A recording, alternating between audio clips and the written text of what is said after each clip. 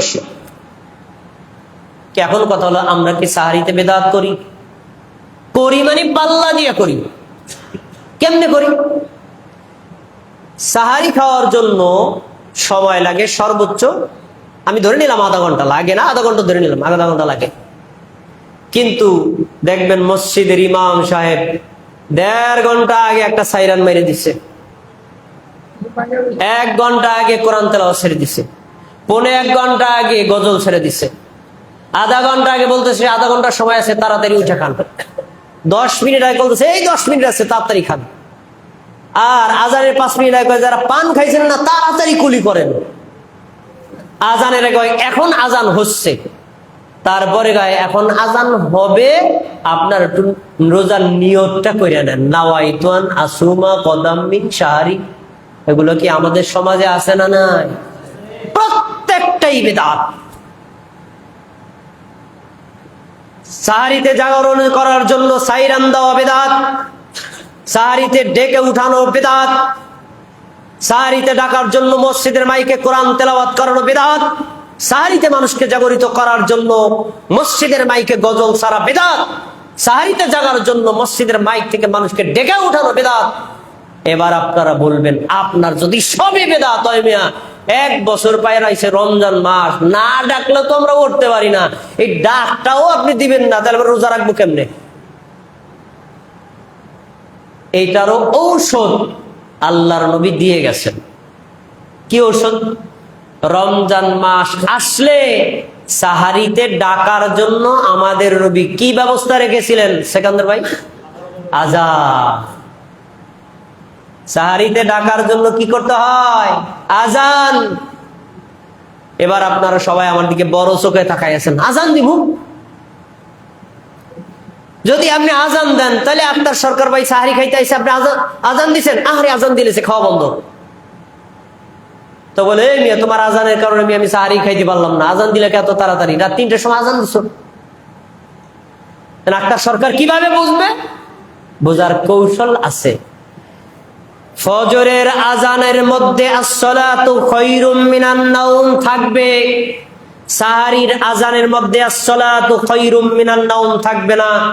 রাসূলুল্লাহ সাল্লাল্লাহু আলাইহি ওয়াসাল্লাম বলেছেন, আমার সাহাবীরা শোনো, বেলাল যদি আজান দেয়, সাহারি খাওয়া বন্ধ করবে না, খাবার চালায়া যাও, কারণ সে আজান দিয়েছে সাহারিতে খেতে জাগানোর জন্য।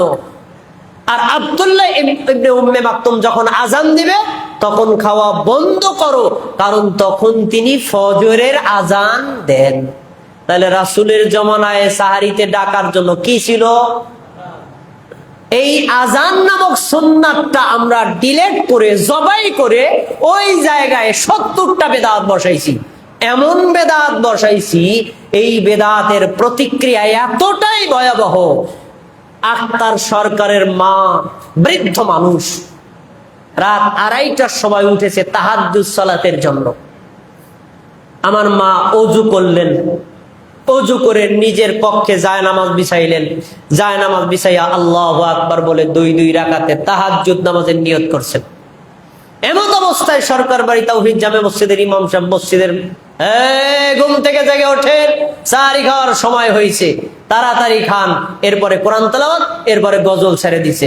আক্তার সরকারের মায়ের মনটা এখন নামাজে আছে না এদিকে গেছে? বলেন আপনারা, বলেন। তাহলে আপনি যে ডেকে মানুষকে এভাবে উঠাচ্ছেন, ডেকে যে উঠাইয়া আপনি মানুষের তাহাজ্জুদের সালাতে যারা আল্লাহর কাছে রোনাজারি করে, কান্নাকারি, দোয়া করে, ইবাদত করে, তাদের ইবাদতে বিঘ্ন ঘটাচ্ছেন। এই ক্ষমতা, এই পাওয়ার, এই অধিকার আপনাকে কে দিছে বলেন? এরকম জঘন্যতম বেদাত মসজিদের ইমাম সাহেবরা, মুয়াজ্জিন সাহেবরা পাল্লা দিয়া করে, আর মসজিদ কমিটির সদস্যরা দেখে, কোনো কিছু বলে না।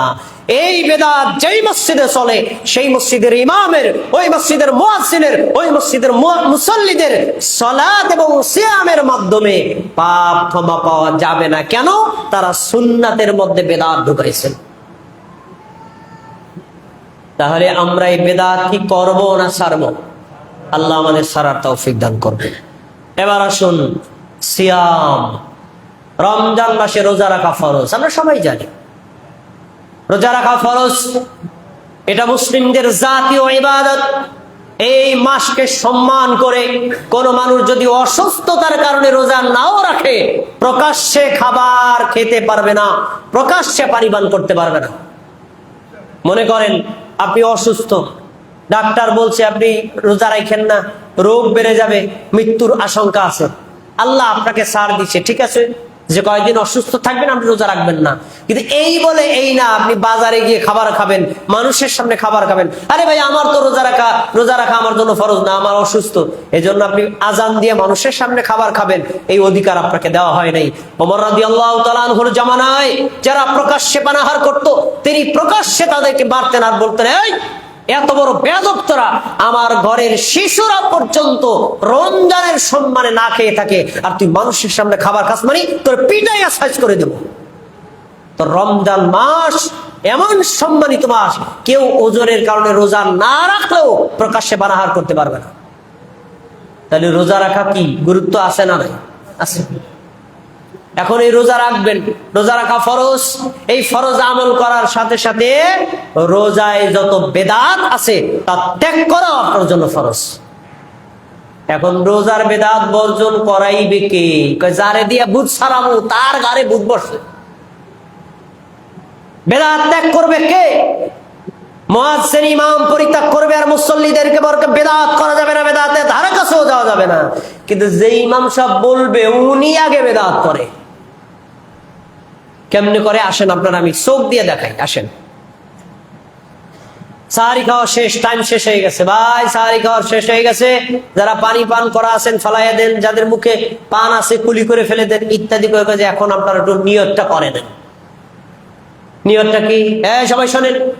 নাওয়াইতু আন আসুমা গাদাম মিন শাহরি রমাদানাল মুবারাক ফারদাল্লাহ ইয়া আল্লাহ ফাতাকাব্বাল মিন্নি ইন্নাকা আনতাস সামিউল আলিম। নিয়ত করছেন না? অর্থটা কই? নিয়ত করছেন তো আরবিতে, অর্থটা বলি। অর্থটা শোনেন। অর্থটা হলো, আমি নিয়ত করলাম আগামী কালকে রোজা রাখার জন্য, আল্লাহ আপনি আমার পক্ষ থেকে রোজাটা কবুল করে নিন। সবাইকে আমার কথা বুঝছেন? কোন দিনের নিয়ত করছি? কথা বল না, কোন দিনের? আগামীকালে। আচ্ছা, এবার আপনাদের কাছে জিজ্ঞাসা, আমি যে সাহারি খাইলাম এটা কি আগামীকালে রোজার জন্য না আজকের? নিয়ত করছি কবে? এখন রোজার হালাত কি বলেন আমারে? সাহারি খাইলেন আজকে রোজা রাখার জন্য, আর মুখে নিয়ত করতেছেন আগামীকালের। এটা কি সুন্নাত না বেদাত? বেদাত। রাসূল সাল্লাল্লাহু আলাইহি সাল্লাম কোন রোজার নিয়ত মুখে আরবিতেও বলে নাই, ইংরেজিতেও বলে নাই, বাংলায় বলে নাই। আপনি যে ভোরবেলা সাহারি খেতে উঠেছেন, কোনো খাবার আপনার দরকার নাই, একটা খেজুর খেয়ে এক ডোক পানি পান করেছেন। কেন করলেন? রোজা রাখার জন্য। এটাই হলো নিয়ত। মুখে আর বলার দরকার নাই, আল্লাহ তুমি তো দেখো না, আমি তো দেখাইয়া দিচ্ছি, আল্লাহ তুমি তো শোনো না, আমি তো শোনাইয়া দিচ্ছি, আমি রোজা রাখার নিয়ত করছি। আল্লাহর কি শোনাই দেওয়া লাগে? দেখাইয়া দেওয়া লাগে? তাহলে মুখে নিয়ত করাটা হলো বেদাত, অন্তরে নিয়ত করা হলো সুন্নাত। এই নিয়ত প্রথমে শিখাই দেয় কে? ইমাম সাহেব। কে?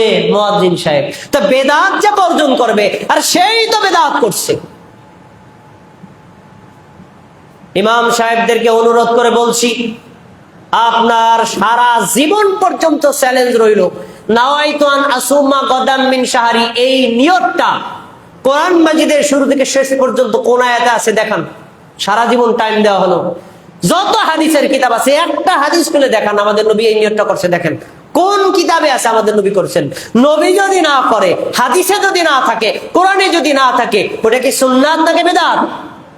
এই বেদাত করলে আপনার রমজানের আমল কবুল হবে না, গুনাহও ক্ষমা হবে না। আচ্ছা, এবার আসুন 5 নম্বর, ইফতার। খেয়াল করে কথা শুনতে হবে। রমজান মাসে 11টি আমল আছে, তার ভিতরে একটা আমল হলো ইফতার করা। ইফতার করা সুন্নাত। সবাই খেয়াল করে শোনেন, ইফতার আর একজনকে করানো সুন্নাত। ইফতার তাড়াতাড়ি করা সুন্নাত। তিনটা জিনিস বলছি, ইফতার নিজে করা সুন্নাত, আর একজনকে করানো সুন্নাত।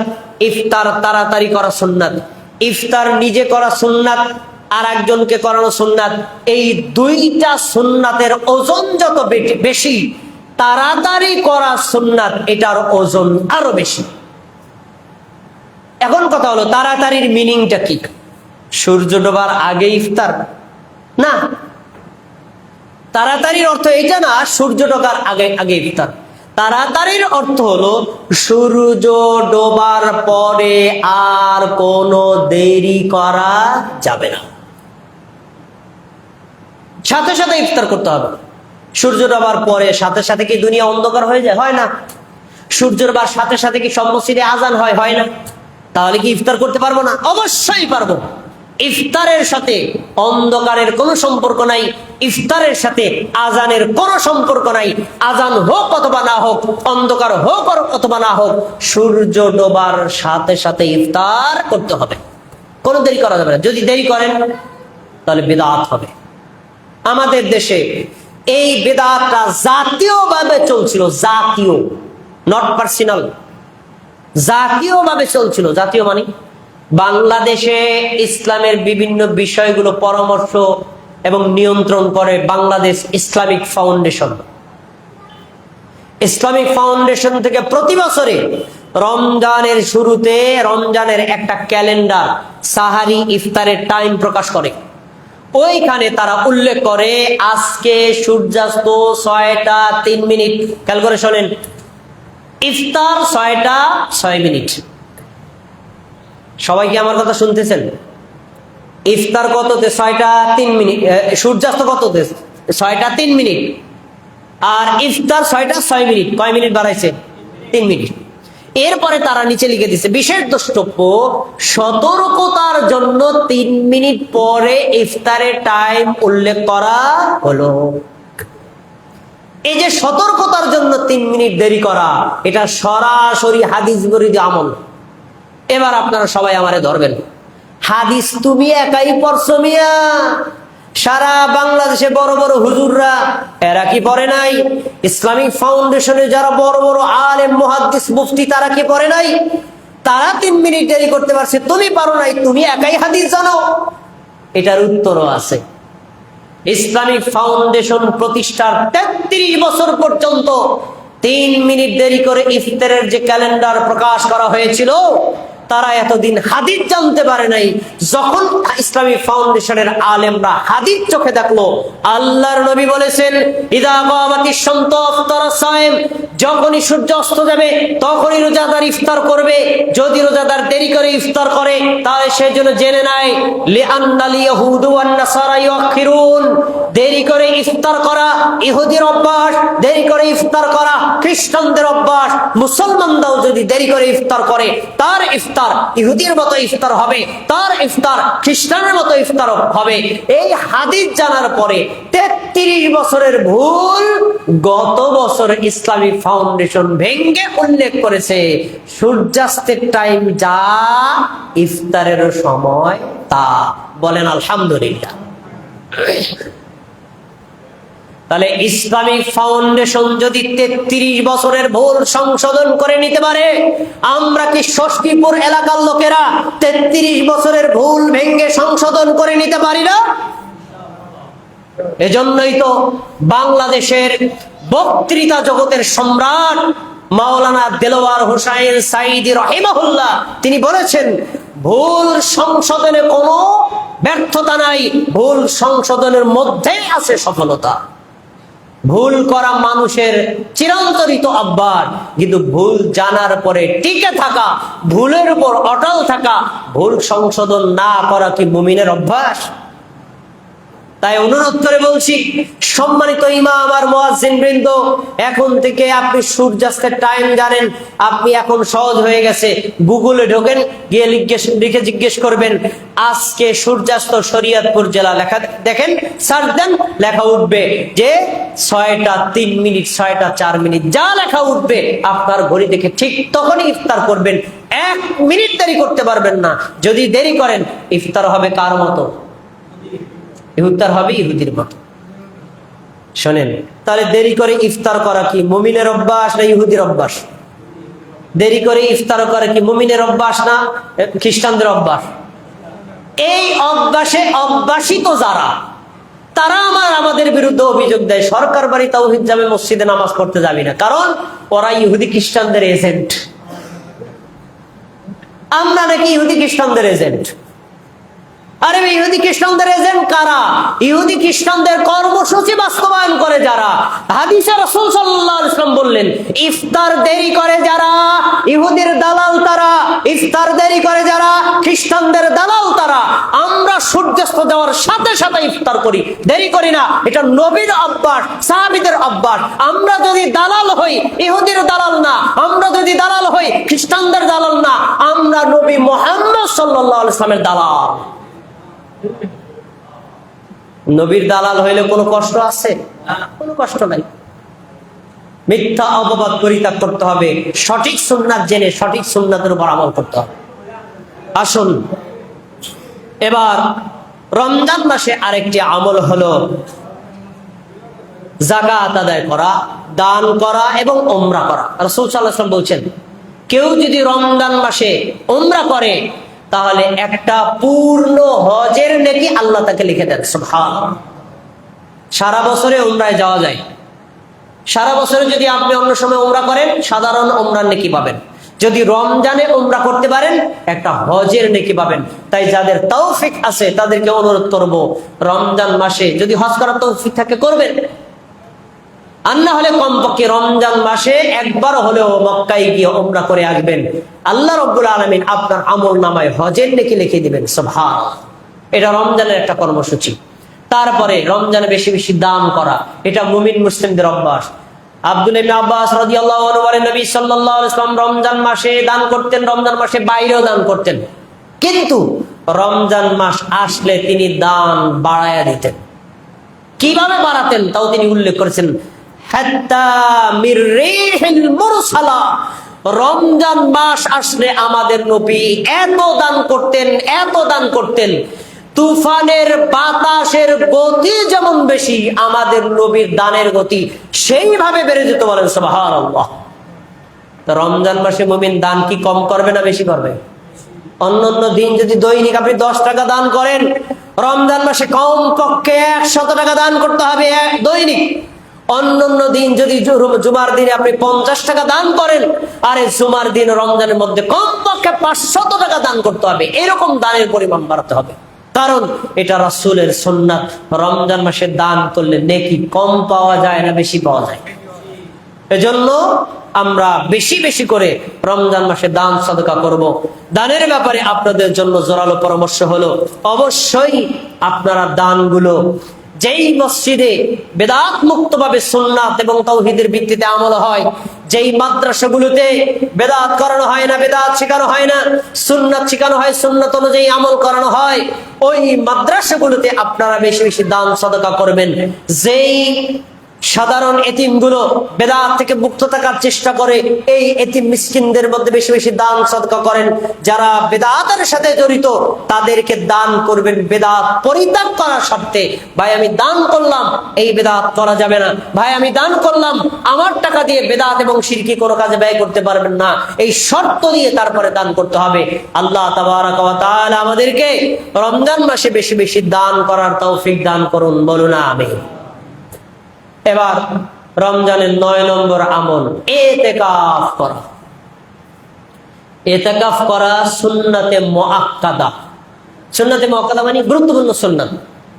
আমাদের সমাজে ইতিকাফ হয় না? হয়, কিন্তু এর সাথে হুজুররা একটা শব্দ যুক্ত করে দিচ্ছে। শব্দটা কি? সুন্নাতে মুআক্কাদায়ে কিফায়া। হুজুর কেফায়া কি? কেফায়া হলো এই মসজিদের আওতাধীন যে কয়টা ঘর আছে, এই ঘরগুলোর যদি একজন মুসল্লি ইতিকাফ করে সবার পক্ষ থেকে আদায় হয়ে যাবে। কেউ যদি আদায় না করে সব বান্দা বান্দি গুনাহগার হবে। এটারে বলা হয় কেফায়া। হুজুর এখন কি করবো, কেউ তো বসে না। এবার বুদ্ধি বাই করছে, আমি আজকে আমাদের বাড়িতে গেছিলাম, থাকি মাদারীপুর শহরে, বাড়িতে গেছি। বাড়িতে যাওয়ার পর শুনলাম বিশাল বলো হই হই কাণ্ড, রই রই ব্যাপার। হই হই কাণ্ড কি?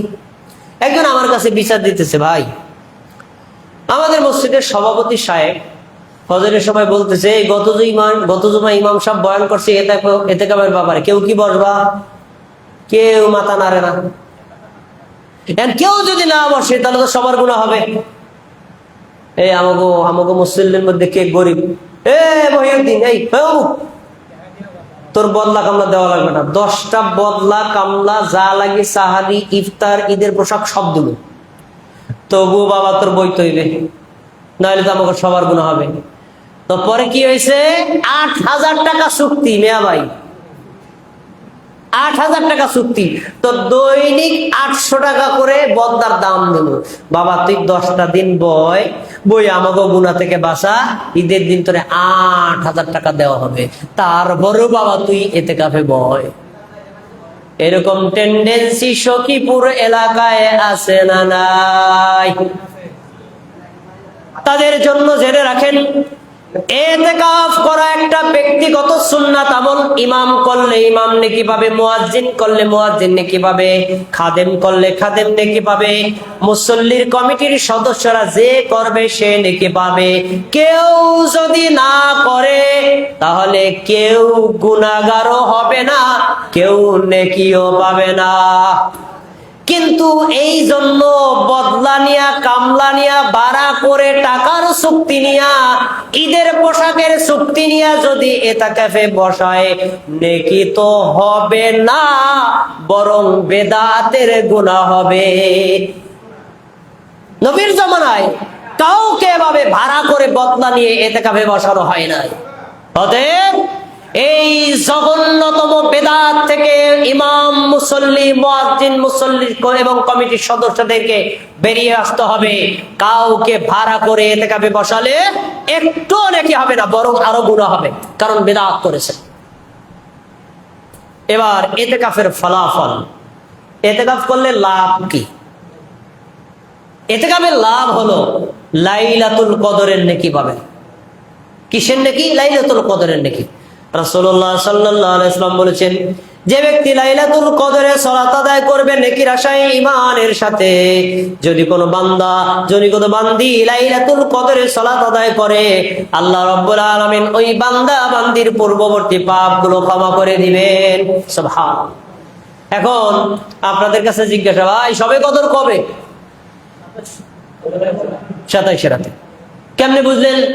সরকার বাড়ি তাওহীদ জামে মসজিদের ইমাম সাহেবকে বললেন, আক্তার সরকার, ইমাম সাহেব ইফতারের লিস্টটা কি করা হয়েছে? কয় যে ভাই করছি, অল্প কটা এখনো বাকি আছে, আপনারা আগে জানায় রাখি 27-এর দিন আমি কিন্তু ইফতার দেব। তো ভাই আগের দিন দেন না, না পরে ওই দিন দেবে না, পরের দিন দেন ওই দিনও দেবো না। কি লিখা? ওই দিন কদরের দিন। তার মানে আক্তার সরকার বুঝে নিয়েছে কদর কোন রাতে, কোন রাতে।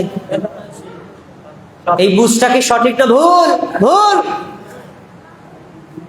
জেনে নেন, নবী সাল্লাল্লাহু আলাইহি ওয়াসাল্লাম বলছেন, তাহাররাউ লাইলাতুল কদর ফিল আশরিল আওয়াখির মিন রমাদান, তোমরা রমজানের শেষ 10টা রাতের মধ্যে লাইলাতুল কদর তালাশ করো।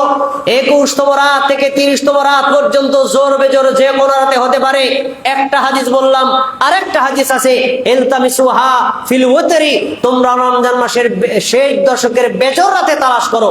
21তম রাত, 23তম রাত, 25তম রাত, 27তম রাত, 29তম রাত, এই 5টা রাতের যে কোনো একটা রাতে হতে পারে।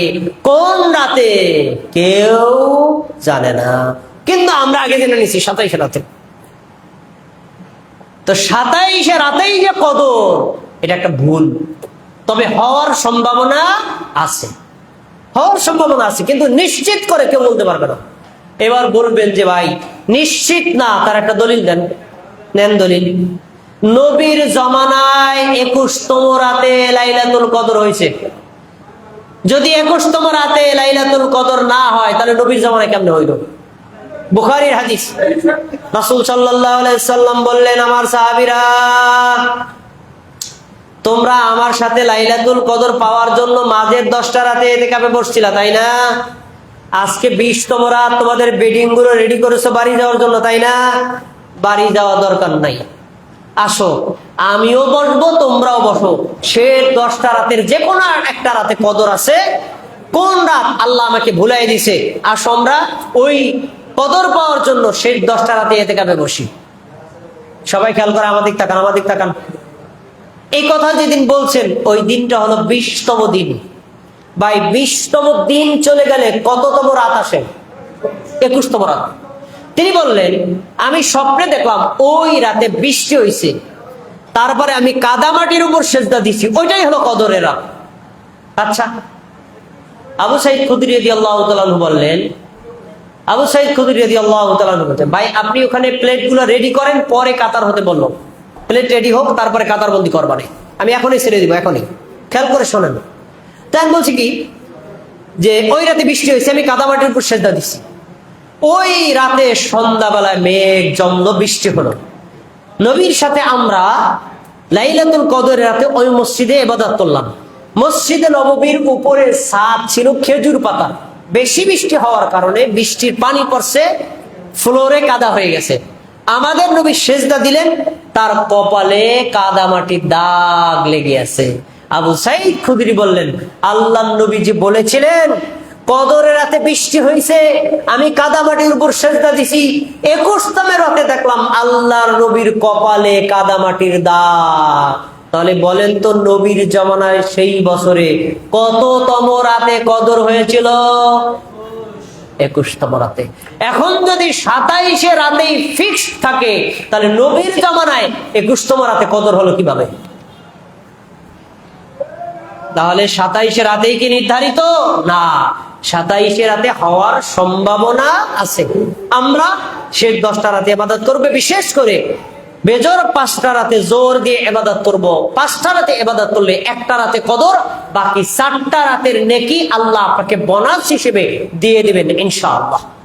সব শেষ একটা আমল বলে আমি ছেড়ে দেব, তারপর আপনারা কাতারবদ্ধ হয়ে ইফতার গ্রহণ করবেন ইনশাআল্লাহ। সব শেষ রমজান মাসের একটা আমল হলো ফিতরা দেওয়া। রমজান মাসে রোজা রাখা যেমন ফরজ, 5 ওয়াক্ত নামাজ পড়া যেমন ফরজ, ফিতরা দেওয়া সমানভাবে ফরজ।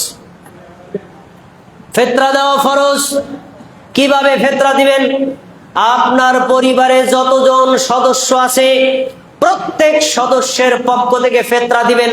এমনকি কোন সন্তান যদি ঈদের দিন নামাজের আগে জন্ম নেয়, ওই সন্তানের পক্ষ থেকেও ফিতরা দেওয়া ফরজ।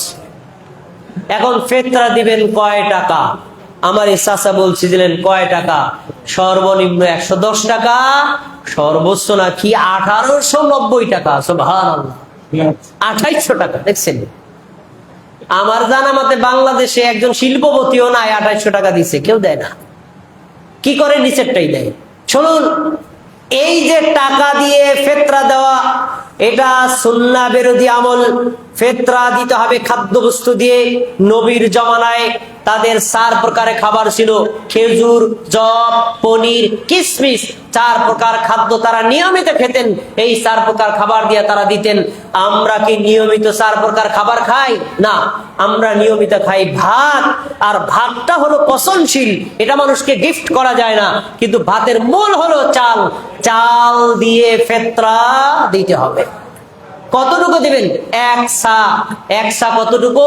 3 কেজি বা 3.5 কেজি। আপনি 3 কেজি ধরেন। আপনার পরিবারে যদি 4 জন লোক থাকে, 4 জনের পক্ষ থেকে, এক একজনের পক্ষ থেকে যদি 3 কেজি হয়, তাহলে 3 4 কত কেজি হয়? 12 কেজি চাল ফিতরা দিয়ে দিতে হবে। কোন দিন থেকে দিবেন? 28 রমজান, 29 রমজান, 30তম রমজান যদি হয় তাহলে ওই দিন, আর যদি না হয় তাহলে ঈদের সালাতের আগ পর্যন্ত এই 2.5 দিন অথবা 3.5 দিন, এই দিনের মধ্যে ফিতরা দিয়ে দিতে হবে। নবী সাল্লাল্লাহু আলাইহি ওয়াসাল্লাম বলেছেন, কেউ যদি ফিতরা দেয়, রোজার যত ভুল ত্রুটি আল্লাহ ক্ষমা করে দিবেন। আর ফিতরা দিয়ে দিলে আল্লাহ রাব্বুল আলামিন তাকে মিসকিনদেরকে খাবার দেওয়ার সমতুল্য নেকি দিয়ে দিবেন। সুবহানাল্লাহ। তাহলে আমরা প্রত্যেক ব্যক্তির পক্ষ থেকে 3 কেজি করে চাল দিব। আপনার পরিবারে যত সদস্য সবার পক্ষ থেকে, এক একজনের পক্ষ থেকে 3 কেজি, যত সদস্য হয় সেই পরিমাণ চাল আপনারা দিয়ে দিবেন, তাহলে আপনাদের ফিতরা আদায় হয়ে যাবে। এতক্ষণ পর্যন্ত আমরা রমজান মাসের করণীয় বর্জনীয় আমলগুলো সম্পর্কে বলেছি। জি ভাইয়া, 3 কেজি চাল, 3 কেজি। হ্যাঁ, তাহলে আমরা এটা আদায় করে দিব। আল্লাহ রাব্বুল আলামিন আমাদের সবাইকে এই আমলগুলো সুন্নাত মতো করার এবং বেদাতকে বর্জন করার তৌফিক দান করুন। সবাই বলে আমিন, আমিন। ভাইরা আমার, আপনারা একটু কাতারবদ্ধ হয়ে বসেন, তারপরে আপনাদের যদি আমাদের 2-4টা কথা থাকে, প্রশ্ন থাকতে পারে, আমরা বলবো ইনশাআল্লাহ। কাতারবদ্ধ হয়ে দক্ষিণ আর উত্তর করে, আপনারা পূর্ব পশ্চিমে মাথা করে তারপরে বসেন। জি জি, কাতারবদ্ধ হয়ে বসেন, কাতারবদ্ধ হয়ে বসেন। আপনারা ধৈর্য ধরে বসেন। আল্লাহর ঘর মসজিদে ইফতার দেওয়া হবে, কেউ উচ্চ স্বরে কথা বলবেন না, আস্তে কথা বলেন।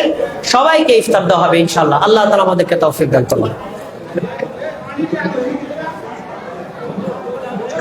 ক্লোজ ক্লোজ না, প্রশ্ন উত্তর এখন হবে না, সময় বেশি নাই। ইমাম সাহেব, ইমাম সাহেব, কোন ঘোষণা আছে? প্রশ্ন আছে আমাদের, এটা বলবেন, সেটা আমার দেন আপনার আইডি। আচ্ছা,